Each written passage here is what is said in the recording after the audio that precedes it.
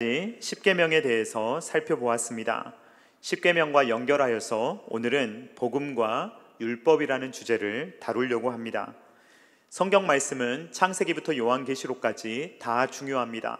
하나도 중요하지 않은 말씀이 없습니다. 그러나 여러분, 오늘은 특별히 말씀을 잘 들으셔야 합니다. 왜냐하면 율법이라는 개념도 중요하고 복음이라는 개념도 중요하고 더 나아가서 복음과 율법이 어떠한 관계를 맺고 있느냐가 너무너무 중요하기 때문입니다.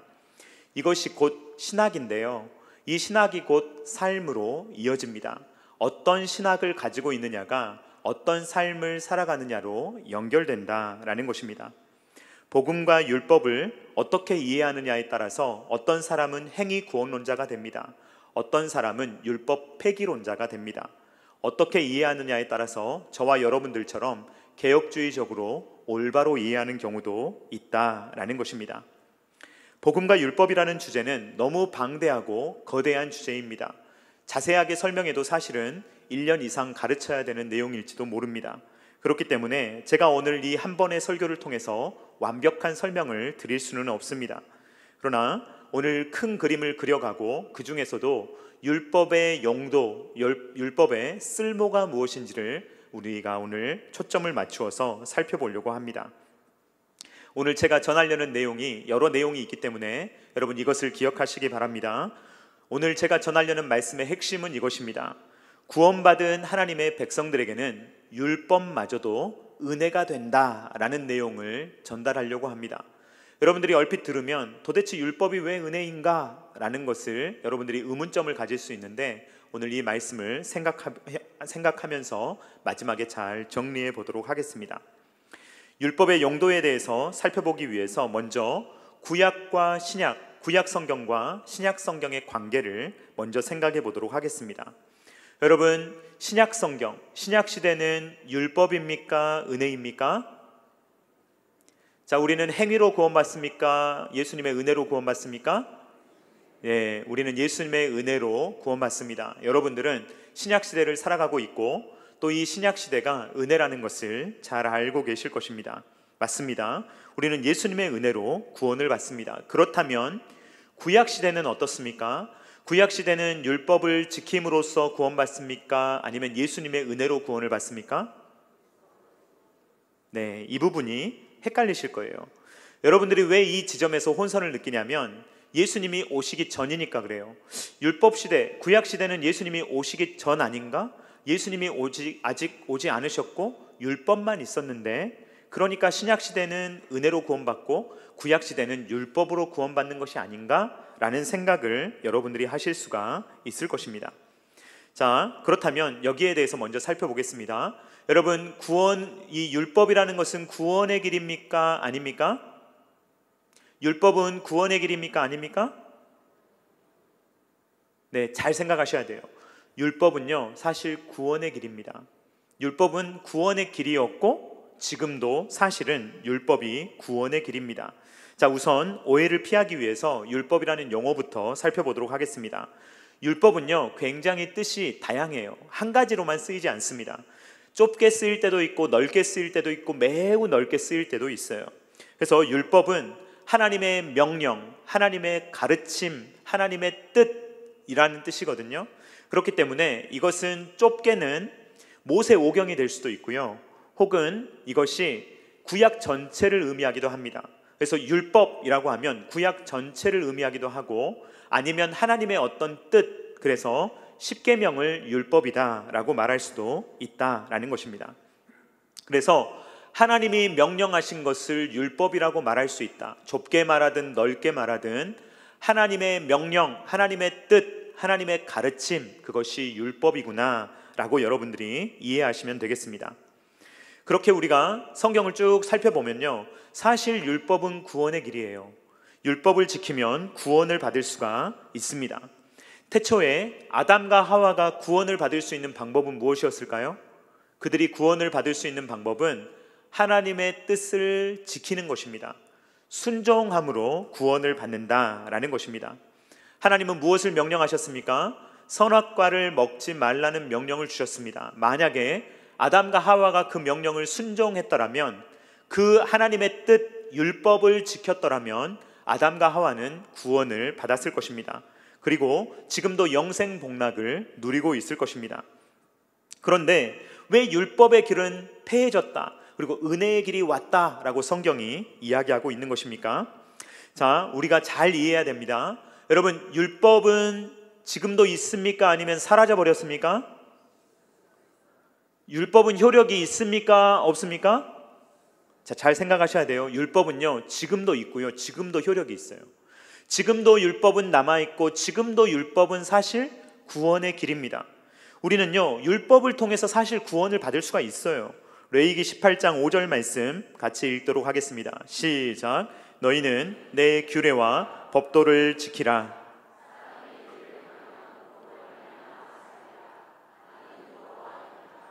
율법은 핵심이 이겁니다. 지켜라.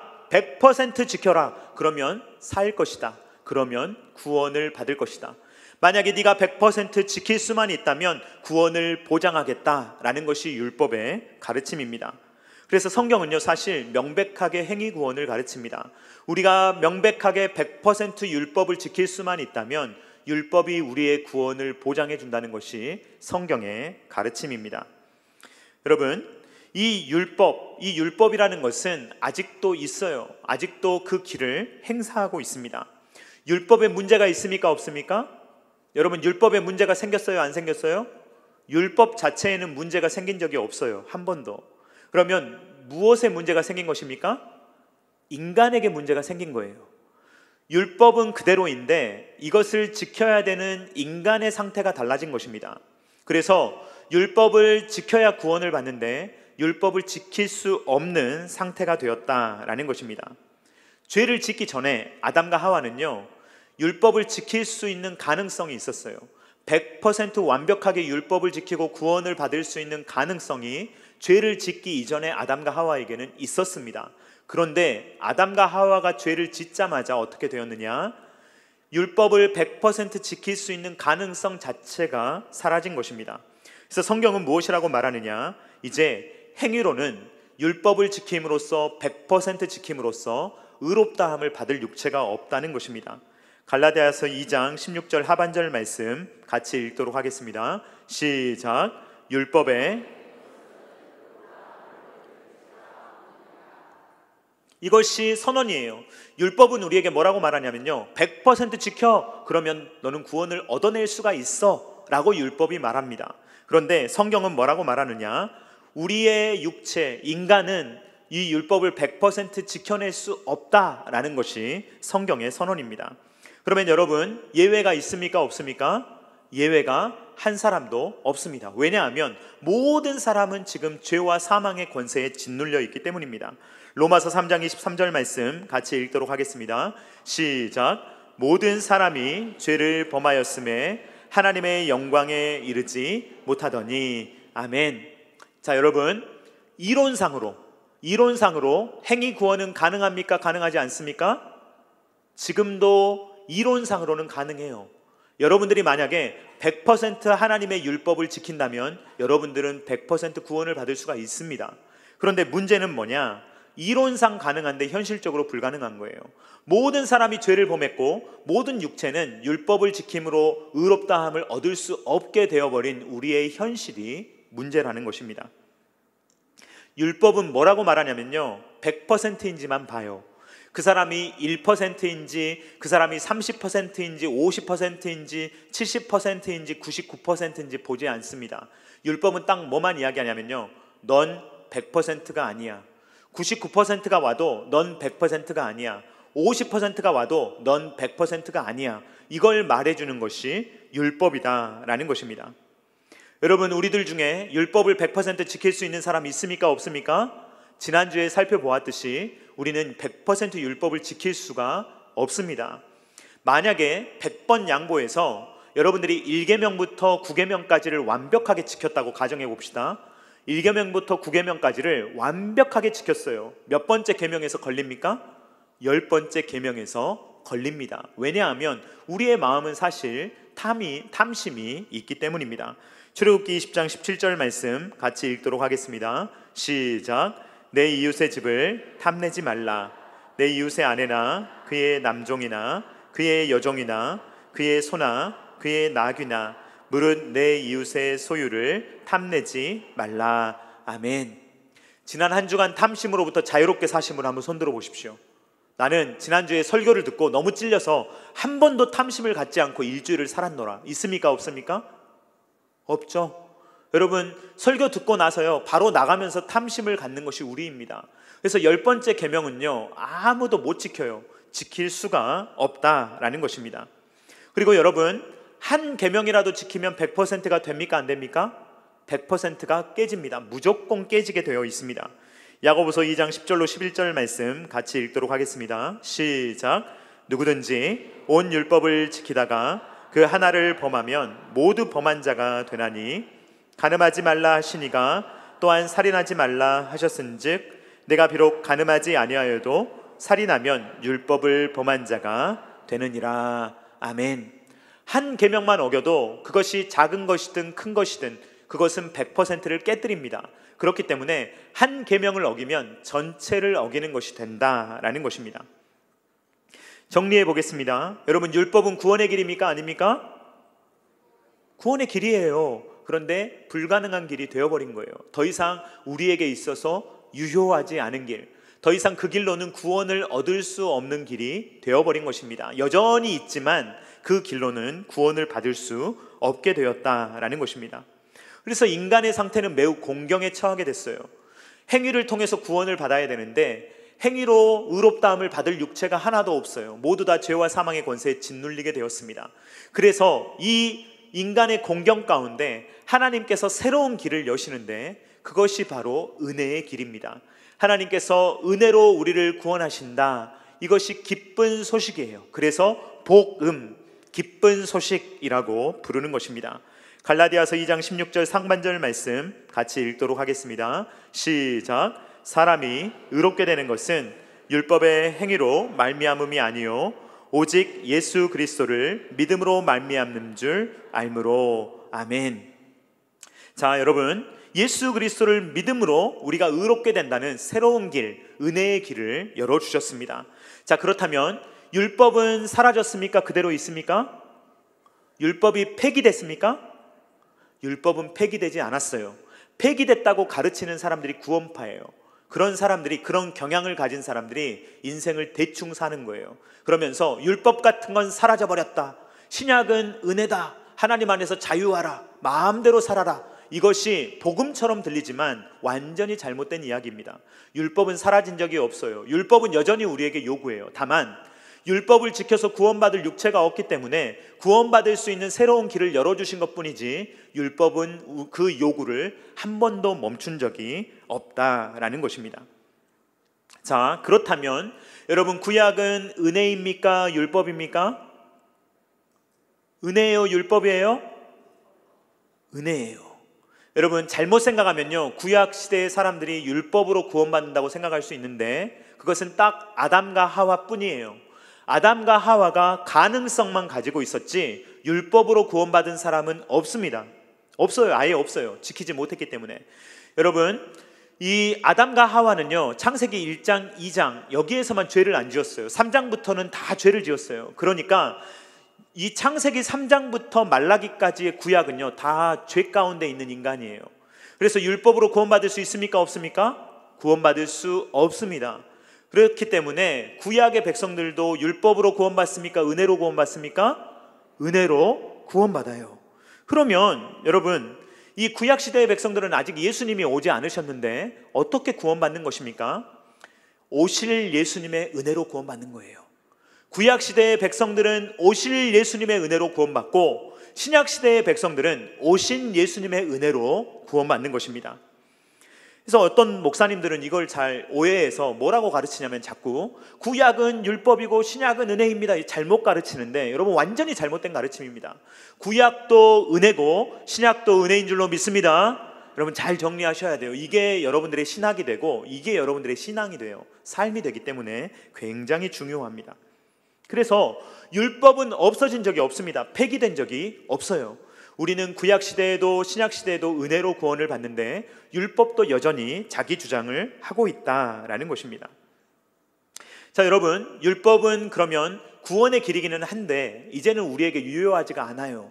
이제는 율법으로 구원을 받을 수가 없습니다. 100% 지킬 수가 없어요. 그런데 하나님은 우리에게 율법을 주신단 말이죠. 자, 이 부분입니다. 왜 율법을 주실까? 왜 하나님은 지키지도 못할, 100% 지키지도 못할 율법을 왜 우리에게 주시는 것일까? 여러분 잘 생각해 보십시오. 십계명을 하나님께서 이 출애굽 전에 주셨습니까? 출애굽한 후에 주셨습니까? 출애굽 후에 주셨죠. 여러분 잘 보셔야 돼요. 시점이 중요해요. 십계명을 주셨다 이것만 중요한 게 아니고 어느 시점에 주셨느냐를 생각하는 게 굉장히 중요합니다. 만약에 하나님께서 출애굽하기 전에 애굽에 있을 때, 노예 생활할 때 십계명을 주시고 나서 하나님께서 야, 너 이거 지키면 내가 너 애굽에서 건져줄게, 너 이거 못 지키면 애굽에서 못 나온다, 이렇게 말씀하셨다면 여전히 행위구원이에요. 그런데 여러분, 하나님께서 이스라엘 백성들을 조건을 통해서 구원하셨습니까? 아니면 조건 없이 그냥 구원하셨습니까? 조건 없이 그냥 구원하셨죠.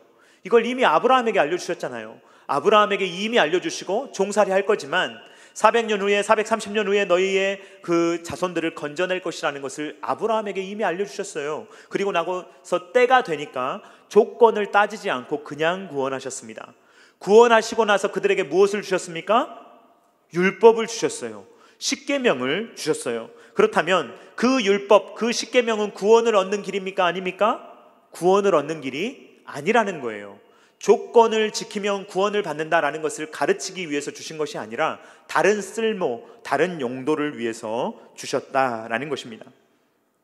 그렇기 때문에 제가 십계명을 계속 하나님의 러브레터다, 하나님의 언약 편지다라고 제가 설교했던 것입니다.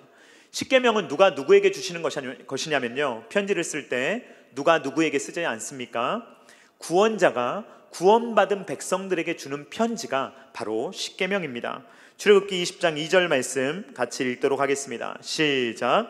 나는 너를 애굽 땅 종 되었던 집에서 인도하여 낸 내 하나님 여호와니라. 아멘. 여러분, 십계명 지키면 구원받고 십계명 못 지키면 구원 못 받습니까? 아닙니다. 그러라고 주신 게 아니에요. 구원을 얻기 위한 수단으로 주신 것이 아니라 구원받은 백성들이 어떻게 살아야 되는지 알려주려고 주신 것이 바로 십계명이다라는 것입니다. 자, 여기에서 제가 오늘 좀 정리할 게 많은데요, 여러분 한 가지만 정리하고 넘어가도록 하겠습니다. 여러분, 우리가 구약에 있는 율법 그대로 지킵니까? 안 지킵니까? 그대로 지키는 것도 있고 지키지 않는 것도 있어요. 그래서 이것을 좀 정리해야 합니다. 율법은요, 크게 믿음의 선배들이 세 가지로 나누었어요. 어떻게 나누었냐면 의식법, 시민법, 도덕법, 이렇게 나누었습니다. 예를 들면 이런 겁니다. 의식법은 뭐냐면요, 우리는 구약의 레위기에 있는 음식법 지킵니까? 안 지킵니까? 여러분, 우리가 신앙생활하면 못 먹는 음식이 있어요? 없어요? 없죠. 유대인들은 되게 많아요. 까다롭습니다. 무슬림들도 막 음식 못 먹는 거 되게 많은 거 아시죠? 만약에 그 구약의 율법이 유효하다면 우리도 그렇게 살아야 돼요. 그런데 그거 지킵니까? 안 지킵니까? 지키지 않습니다. 요즘 우리가 번제 드립니까? 안 드립니까? 번제 안 드리죠. 예수님을 통해서 다 이루어졌기 때문에 우리는 더 이상 의식법을 지키지 않습니다. 의식법을 확장해서 지키는 거예요. 그래서 더 이상 그런 율법들은 우리가 지키지 않습니다. 시민법은 무엇이냐면요, 이스라엘이라는 독특한 나라, 신정주의 국가, 하나님이 왕 되시는 이스라엘이라는 국가에서 독특하게 지켰던 나라의 법률을 의미합니다. 여러분, 우리는 이스라엘의 법을 지킵니까? 안 지킵니까? 지키지 않죠. 그래서 이 시민법도 우리가 오늘날에는 지키지 않습니다. 그런데 나라, 시간, 인종 모든 것을 초월해서 어제도 지켜야 되고 오늘도 지켜야 되고 내일도 지켜야 되는 그러한 율법이 있어요. 그러한 율법을 도덕법이라고 부르는데 대표적으로 십계명이 도덕법입니다. 십계명은 구약 백성들도 지켜야 됐지만 오늘날 우리도 똑같은 방법으로 그것을 지켜야 된다라는 것입니다. 자, 그래서 정리하면 하나님께서 이스라엘 백성들에게 주신 이 십계명은 구약 백성들에게 주신 말씀이지만 오늘날도 우리가 지켜야 되는 변함없는 하나님의 말씀이다라는 것입니다. 자, 다시 돌아가서, 그렇다면 여러분, 구원받은 백성에게 왜 율법을 주셨을까요? 구원이 목적이 아니에요. 이걸 지키면 구원받는다 이렇게 주신 게 아니에요. 십계명 지키면 구원시켜 줄게 이렇게 주신 게 아니에요. 구원해 놓고 먼저 구원을 주신 다음에 그 다음에 십계명을 주신 거예요. 왜 주셨을까요? 거기에 대해서 살펴보도록 하겠습니다. 출애굽기 20장 20절 말씀 같이 읽도록 하겠습니다. 시작. 모세가 백성에게 이르되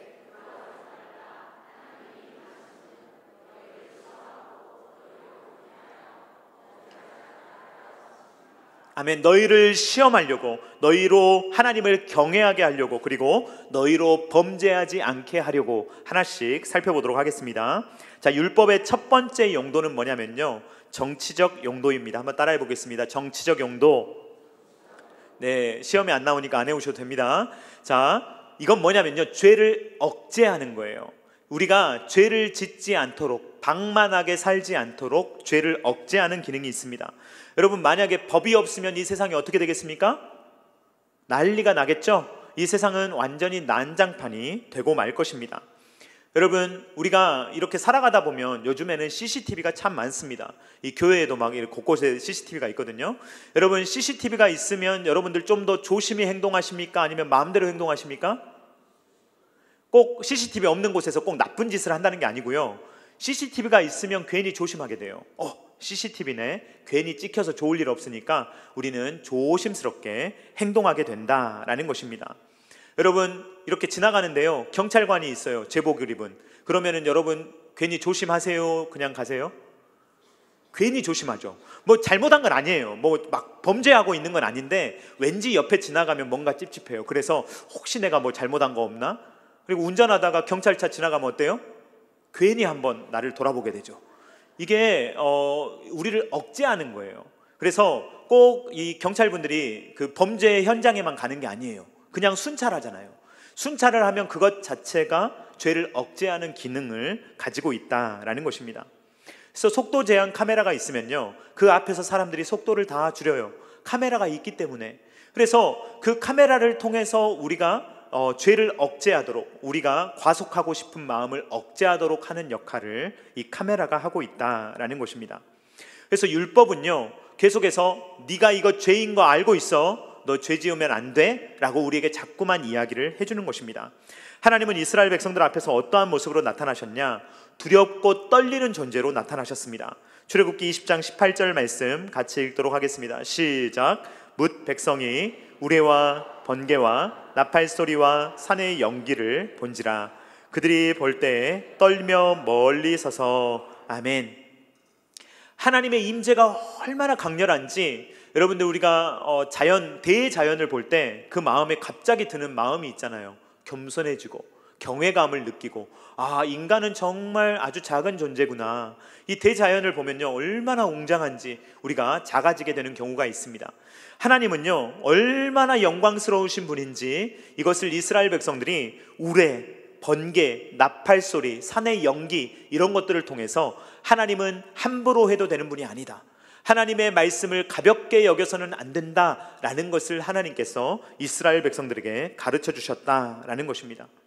그러니까 이스라엘 백성들이 이걸 감당을 못해요. 하나님의 영광 임재는 너무 크기 때문에 하나님이 직접 말씀하시는 것을 견디지를 못하겠는 거예요. 그래서 이스라엘 백성들이 모세에게 부탁합니다. 모세, 우리는 못 견딜 것 같아요. 하나님의 임재가 너무 두려워요. 그러니까 모세, 당신이 가서 하나님의 말씀을 듣고 우리에게 좀 전달해 주면 안 될까요? 그렇게 이야기합니다. 출애굽기 20장 19절 말씀 같이 읽도록 하겠습니다. 시작. 모세에게 이르되 당신이 우리에게 말씀하소서, 우리가 들으리이다. 하나님이 우리에게 말씀하시지 말게 하소서, 우리가 죽을까 하나이다. 아멘. 바로 십계명을 받을 때 이러한 이야기를 백성들이 모세에게 했다라는 것입니다. 왜 하나님은 이런 모습으로 나타나셨습니까? 그런 존재니까요. 하나님은 영광스러운 분이시니까요. 하나님은 거룩한 분이시니까요. 조금도 거짓과 조금도 죄가 없는 분이니까요. 빛이시니까요. 그러니까 그러한 분이 나타나시니까 이 이스라엘 백성들이 견디지를 못하는 상황입니다. 이러한 하나님의 임재를 경험하면요, 하나님을 함부로 여길 수 없습니다. 하나님께 함부로 할 수 없습니다. 하나님이 주신 말씀을 함부로 어길 수 없습니다. 그것이 율법이라 할지라도, 그 법이 엄격하다 할지라도 그 법을 받을 때 우리가 함부로 그 법을 어길 수 없다라는 것입니다. 법을 주신 이유는 무엇이냐? 그 법을 통해서 죄를 억제하기 위한 것입니다. 만약에 우리가 하나님을 우습게 여긴다면 마음껏 죄를 지을 거예요. 하나님, 나랑 친하니까 그냥 대충 살지 뭐, 이러면서 하나님을 매우 우습게 여기는 말을 할 것입니다. 그러나 하나님을 두렵게 여기는 사람은 하나님께 함부로 죄를 지을 수가 없다라는 것입니다.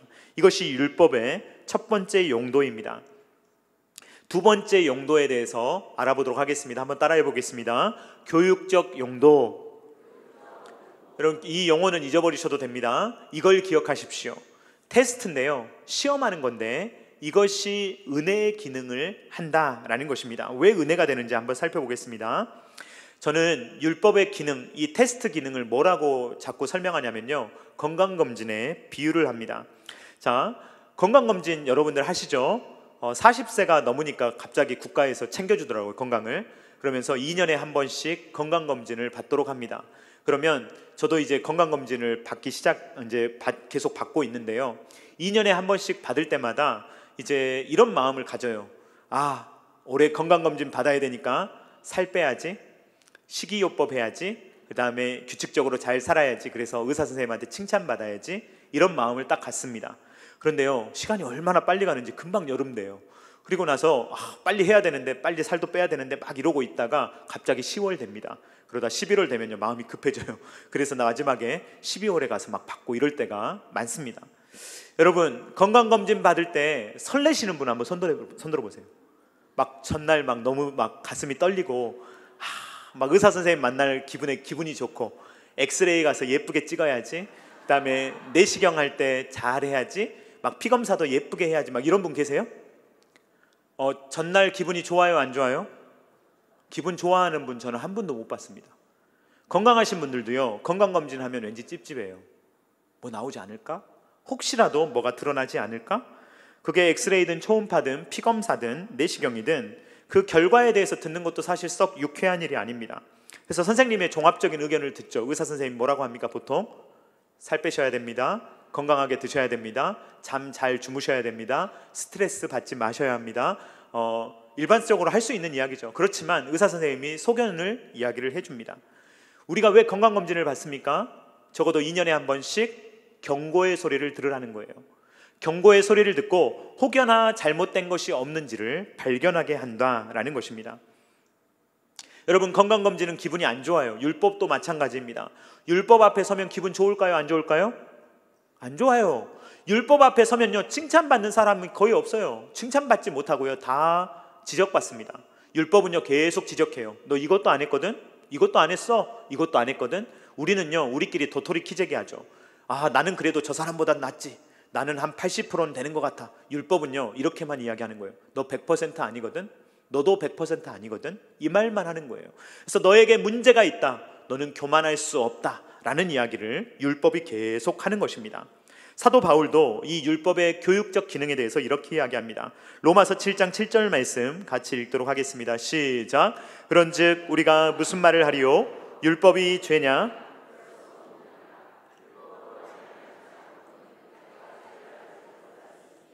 온 율법이 탐내지 말라 하지 아니하였더라면 내가 탐심을 알지 못하였으리라. 아멘.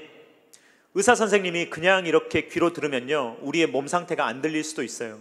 청진기를 딱 갖다 대면 그냥 아십니다. 이 사람의 호흡에 뭐가 문제가 있는데. 율법은 그런 거예요.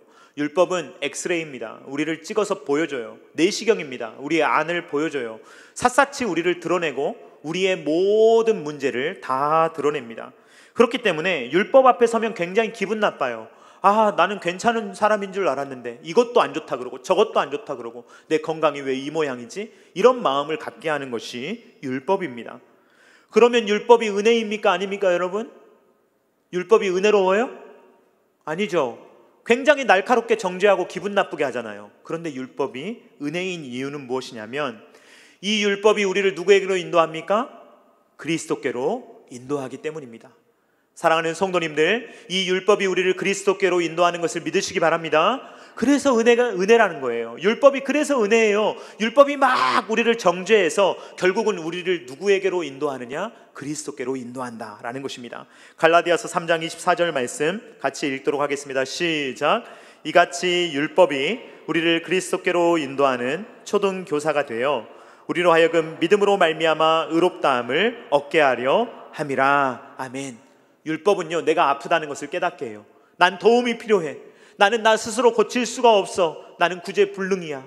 나는 혼자 나를 어떻게 해낼 수 없어. 나에게는 지금 약이 필요해. 나에게는 의사 선생님이 필요해. 라는 것을 온갖 의료 도구들이 드러내듯이 율법은 우리의 죄를 낱낱이 드러내어서 너는 그리스도 없이는 못 살아. 너는 예수님의 은혜 없으면 못 살아. 라는 것을 드러내는 은혜로운 기능을 한다는 것입니다. 그래서 우리는 율법 앞에 자주 서야 돼요. 그러면 교만해질 수 없습니다. 어떤 사람이 교만해졌다 그러면요, 복음을 잘못 이해한 거예요.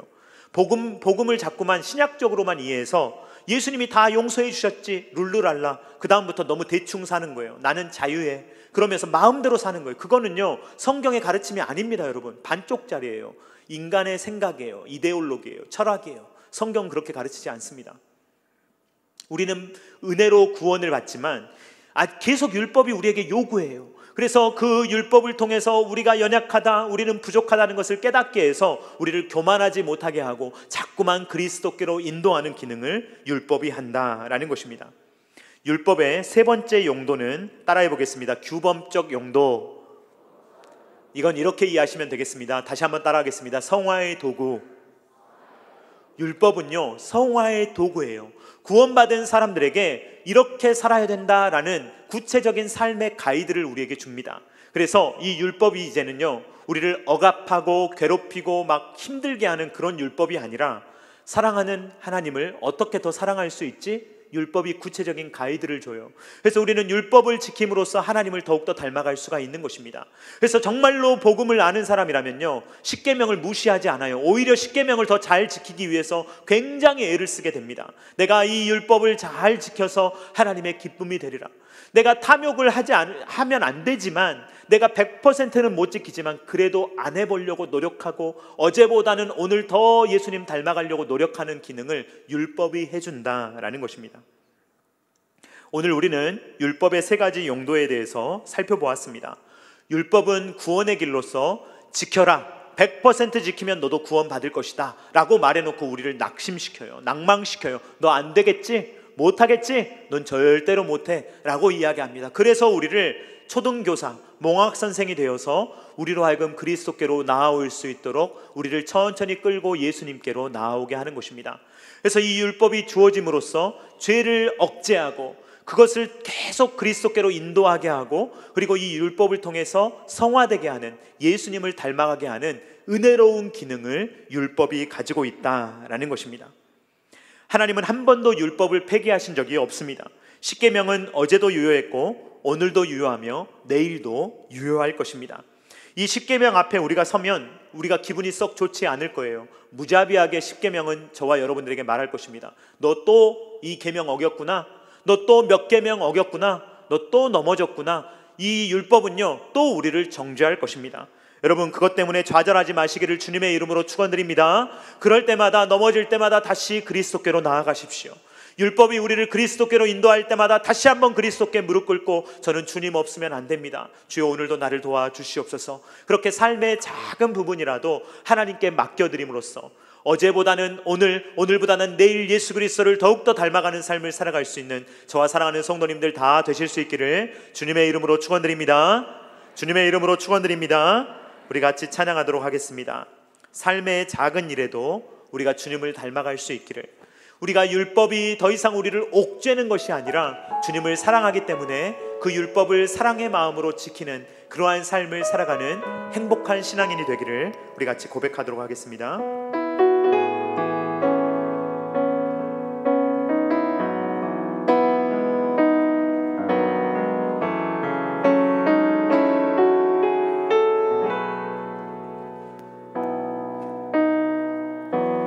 삶의 작은 일에도 그 마음을 알기 원하네. 그 길, 그 좁은 길로 가기 원해. 나의 작은을 알고 그분의 크심을 알며 소망, 그 깊은 길 원하네. 다시 한번 찬양합니다. 삶의 작은 일에도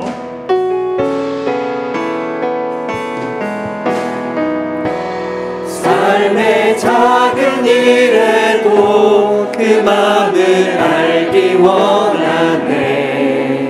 그 길, 그 좁은 길로 가기 원해. 나의 작음을 알고 그분의 크심을 알면 소망 그 깊은 길로 가기 원하네. 저 높이 솟은 산이 되기보다 여기 오름직한 동산이 되리. 내 가는 길만 비추기보다는 누군가의 길을 비춰준다면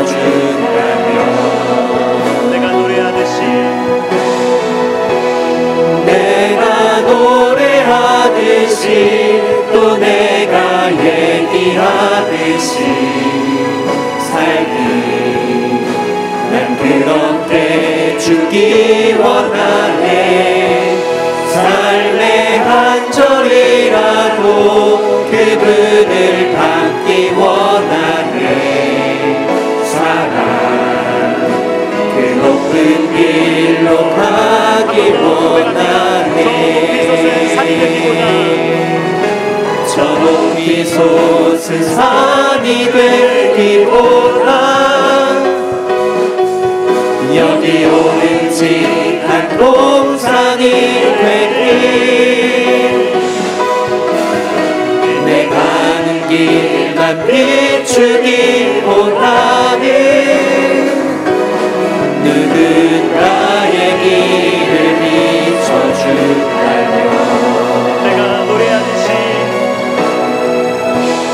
내가 노래하듯이 또 내가 얘기하듯이 살기 난 그렇게 죽기 원하네.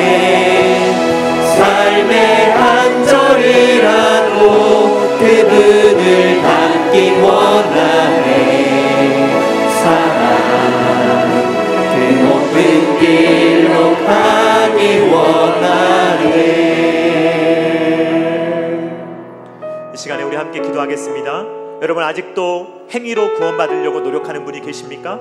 아직도 나를 바라보면서 내가 오늘은 구원받은 것 같고 내일은 아닌 것 같고 이렇게 오락가락하는 삶을 살고 계시는 분이 있습니까?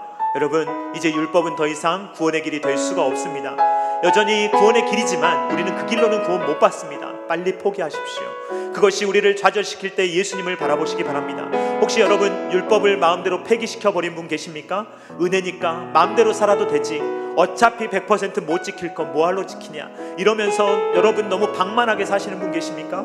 이 시간에 주님 앞에 기도하십시오. 여러분, 여전히 율법은 중요합니다. 여전히 하나님은 우리가 거룩하게 살기를 원하십니다.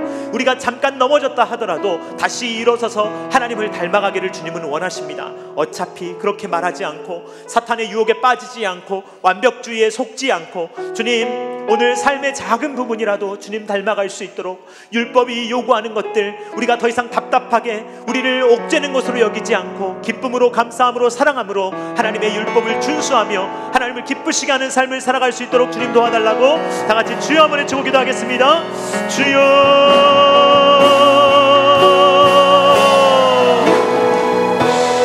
내가 노래하듯이 또 내가 얘기하듯이 살기 난 그렇게 죽기 원하네. 삶의 한 절이라도 그분을 닮기 원하네. 사랑 그 높은 길로 가기 원하네.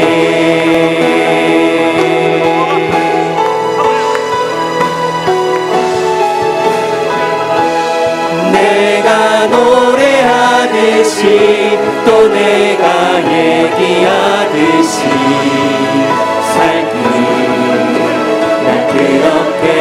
주기 원하네. 삶의 한 절이라도 그분을 닮기 원하네. 사랑 그 높은 길로 가기 원하네. 내가 노래하듯이 또 내가 얘기하듯이 살기 난 그렇게 주기 원하네. 삶의 한 절이라도 그분을 닮기 원하네. 사랑 그 높은 길로 가기 원하네. 사랑이 많으신 하나님 아버지, 감사를 드립니다. 우리가 이 세상에서 살아갈 때 너무 많은 공격을 받습니다. 세상이 세속화로 우리를 공격합니다. 철학이 공격합니다. 이데올로기가 공격합니다. 미디어가 공격합니다. 또 교회마저도 교회를 공격합니다. 그래서 율법을 지켜야 지금도 구원받을 수 있다고 행위 구원을 잘못 가르치기도 하고, 율법 같은 건 폐기되었으니 대충 살라고 우리를 유혹하기도 합니다. 그러나 주님, 이 모든 가르침들이 잘못되었음을 우리로 하여금 깨닫게 하시니 감사합니다. 하나님, 많은 것을 데려가여 높아진 것 오늘 무너뜨려 버리기를 원합니다. 주여, 잘못된 생각 다 떠나가게 하여 주시옵소서. 이 시간에 주님이 주신 확실한 말씀 붙들어 주님께서 우리를 은혜로 구원하셨지만 여전히 율법이 우리에게 남아있으며, 이 율법이 우리에게 주어진 것은 우리를 괴롭히거나 옥죄거나 가두려고 하는 것이 아니라 죄를 억제하며 하나님께로 나아갈 수 있도록, 하나님을 닮아갈 수 있도록 은혜의 수단으로 주어졌다는 것을 기억하며, 이 율법을 볼 때마다 답답해하는 것이 아니라, 십계명을 볼 때마다 왜 이렇게 나를 옥죄는가 답답해하는 것이 아니라, 하나님께서 나를 사랑하시기 때문에 주신 이 말씀 러브레터를 받음으로 이 말씀을 우리도 사랑으로 이해하고 주님을 더욱더 사랑하기 때문에 우리의 행위가 온전하여지는 것을 경험할 수 있도록 도와주셔서 삶의 작은 부분이라도 주님을 닮아가는 삶을 살아갈 수 있도록 주여 우리를 선하게 인도하여 주시옵소서.